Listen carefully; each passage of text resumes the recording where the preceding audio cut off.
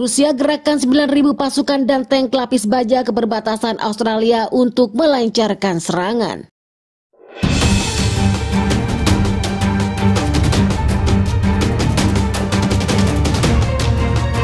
Welcome back Sobat Dunia, balik lagi kita ya kan. Tanpa basa-basi mari kita cek kicrot.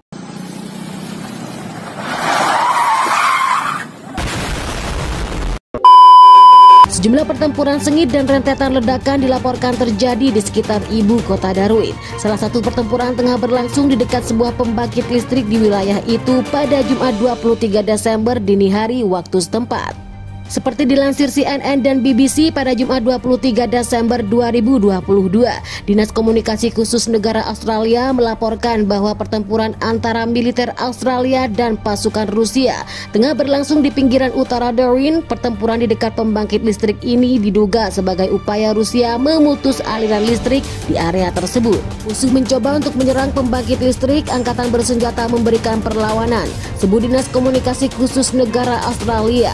Laporan tim CNN yang ada di Darwin menyebut rentetan suara ledakan keras terdengar di area barat dan utara Darwin. Pada dini hari akibat ledakan itu, langit Darwin yang masih gelap berubah menjadi terang yang diwarnai sejumlah jelatan cahaya di cakrawala.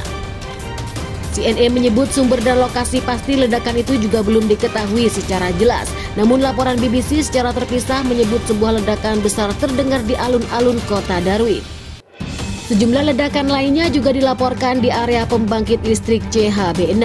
Sedangkan artileri di wilayah Darwin menurut sejumlah saksi mata yang dikutip BBC terdengar cukup keras. Hingga di lokasi yang berjarak beberapa kilometer dari pusat kota, bangkai kendaraan dan api yang berkobar dilaporkan terlihat di wilayah Darwin. Kontrak itu pertempuran sengit juga dilaporkan terjadi di dekat sebuah pangkalan udara di kota Darwin, yang diduga hendak digunakan pasukan penerjun payung Rusia sebagai titik pendaratan sebelum menyerbu wilayah itu.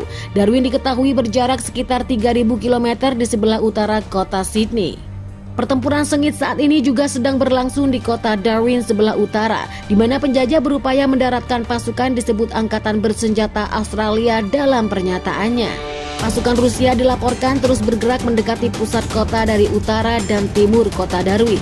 Juga telah berada di bawah tembakan rudal Rusia tetapi tetap berada di tangan pemerintah Perdana Menteri Australia Anthony Albanese. Albanese mengatakan Australia telah memerangi pasukan Rusia di wilayah kota Darwin. Para penjajah ingin memblokir pusat negara kita. Sosok Perdana Menteri Anthony Albanese pun menjadi pusat perhatian. Dengan sejumlah pihak menilai kondisi saat ini semakin memburuk yang terjadi di seluruh Australia. Bagaimana menurut kalian? Silakan baku hantam di kolom komentar. Wassalam.